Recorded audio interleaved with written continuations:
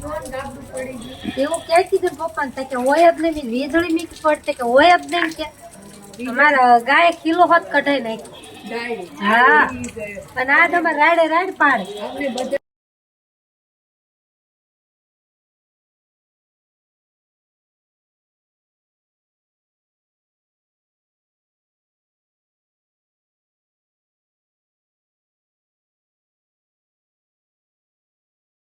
motor બંધ કરી